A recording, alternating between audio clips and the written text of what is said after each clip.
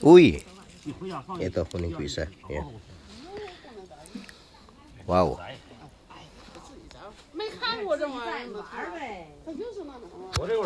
Tatayo na lang ako ng tent dito. Para every morning, kumakain ako ng strawberry. Hello mga super friends!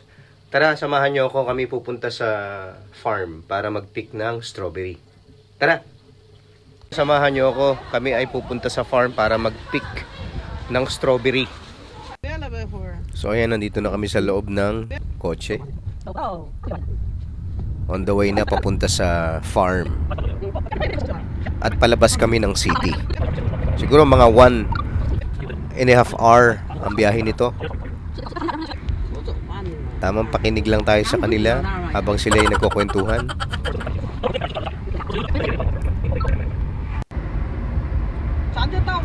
Nakakalibang naman ang tanawin eh.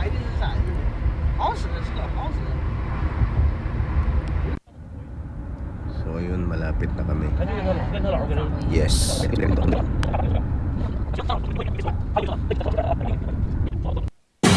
hour later. So andito na kami. We just arrived in the farm.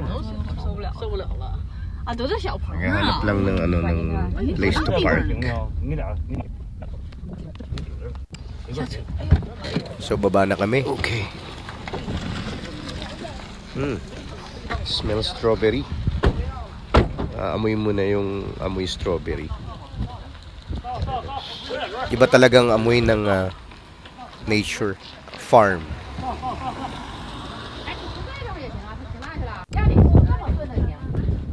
Actually, palibot kami ng bundok. Itong lugar na to. Ayun. Yan ay mga strawberry. Ang dami.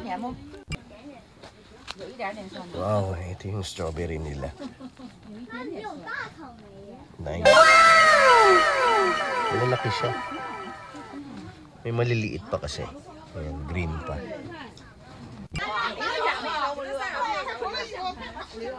Ayan, mga nakalawit na yung mga ano niya.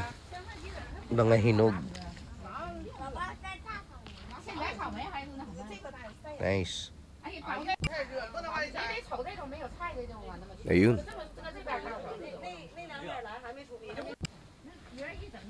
Ito malaki. Ayan.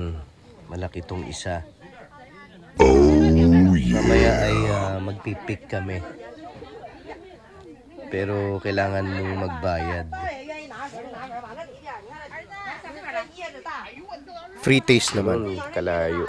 Actually marami eh. Marami siyang parang tent.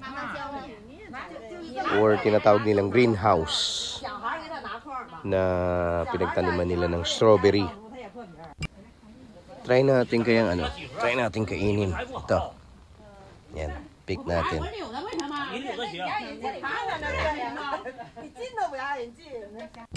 Tikman natin kung anong lasa. So ito, guys, tikman natin. Unang tikim.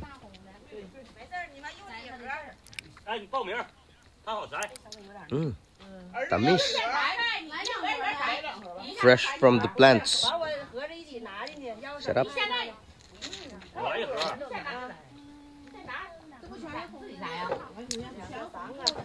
Sarap. Ayun. Try pa natin isa. Ice cream. 不是，别人来了不要 Ito pa daw, 尝， mas 这 sinag. 个人家来不要尝， Try 就 natin. 会打我呀。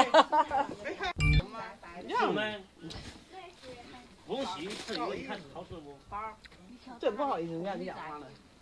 Sarap. 真的，你给点东西呀。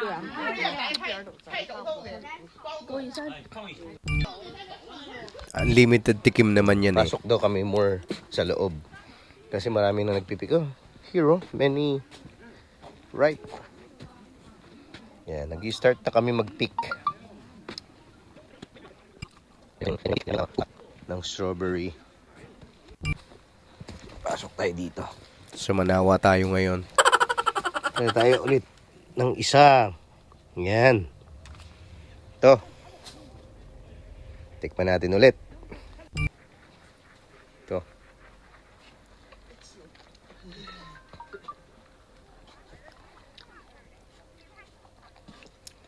Sobrang lambot. At tamis. Grabe. Kaya magsawa tayo ngayon. Libre tikim, libre ang... hindi, may bayad ang pag-pick. Libre lang yung tikim. Ayan, dito naman kami ngayon sa bundok. Umakyat kami. After ng mag-pick ng strawberry. Nabuhukay sila ng Korean vegetable. Kung ang tawagin nila ay parang Korean kimchi kung tawagin nila dito. Para siyang yung root, yun. So yun.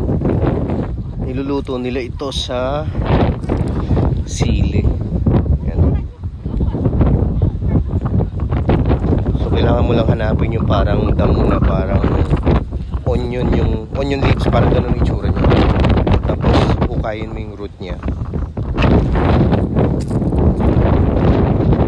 Ayan. Mamaya akit-akit pa kami dun sa taas para maghanap. Lakas ang hangin. Medyo hindi na ganun kainit. Kalamig, sorry. Hindi na ganun kalamig. Parang Baguio na lang yung lamig niya.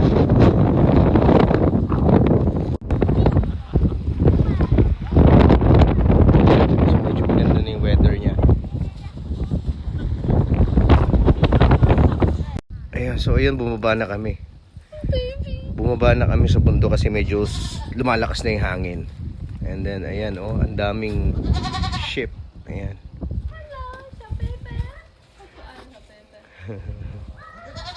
Daming ship dito. Hello. Ayan. So balik na kami sa dating place namin. Ayun yung bundok dun. Ay, let's check.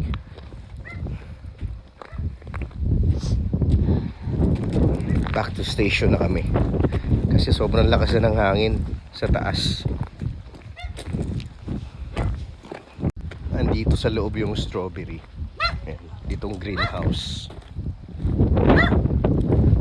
Hello doggy. Hello. How are you? Ito, bumili kami barbecue.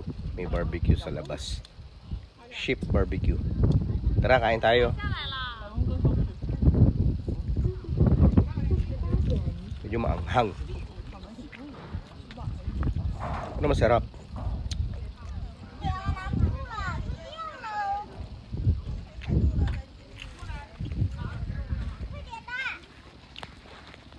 Napapagitna kami ng bundok.